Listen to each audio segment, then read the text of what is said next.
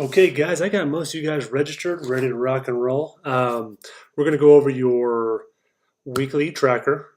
Most of you have received it, and you have your own personalized numbers in there.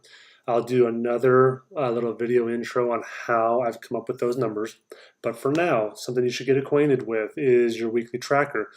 Over in the far right corner, you'll see the particular numbers that I've given you. The stuff here in the top is for kind of my notes to remind myself if we need to make any adjustments, but this is your resting metabolic rate, your total daily energy expenditure, and then this will be your current weight that we started from. I've got all your goals and everything else noted down separately. Over here would be your carbohydrate macros, your fat macros, and your protein. And then over here are the calories that each equate to. So on a day-to-day, starting Monday the 8th, you're going to start logging down the end of your day's total food. So use MyFitnessPal.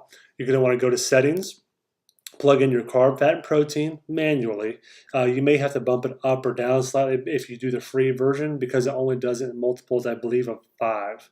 So if you're on an off number like 103 grams of fat, then you need to go 105, round it up a little bit. It's okay to go up on these calories. We'll discuss more about that later this week, so some of these numbers make more sense to you. But anyways, you'll go through on a day-to-day, and you'll say what you did. Let's see, I got here, I'm going to go 190 here. Well, it'll tell you your caloric total. And then over here is going to track your weekly average, and that's what we really want to see.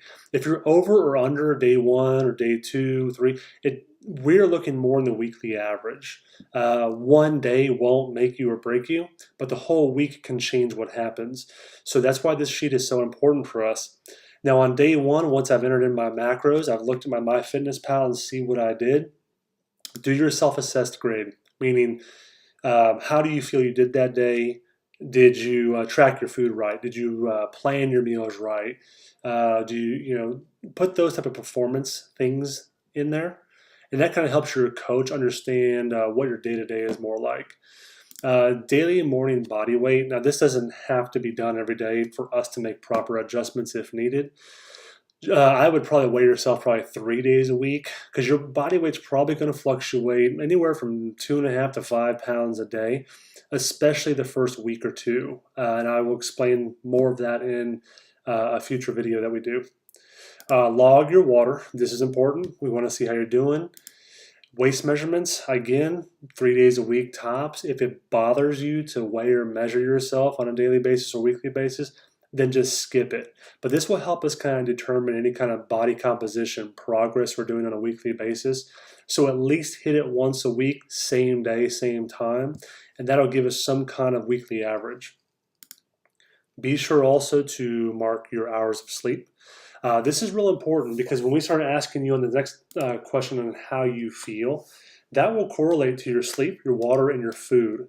And then we can look down at your workouts in your notes section down here and kind of see, well, maybe you just had a really hard workout, or maybe you went 5 days straight of working out, and that's why you don't feel so good on Saturday.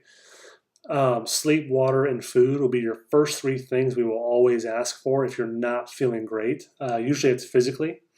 If you're feeling mentally tired, put that down in your notes. Maybe you're not sleeping well. Maybe your sleep's improved and everything's getting better. Put that down as well because we want to make sure that the macros we have you dialed into are good for you. So what I've got you guys started on is a good pinpointed number. I'll explain that again later. But for now, get acquainted with your tracking sheet because this is what you're going to want to have at the end of every day. You can go and backlog your food as long as you use MyFitnessPal to log your food every day. You could track back 7 days and just put in your daily averages. The thing you won't know is how you felt that day. So I would recommend keeping this out and logging it down or keep it in a journal and then go back and backfill it in so you can get it to your coach on a weekly basis. So in the meantime, go ahead, get acquainted with that, and we'll see you soon.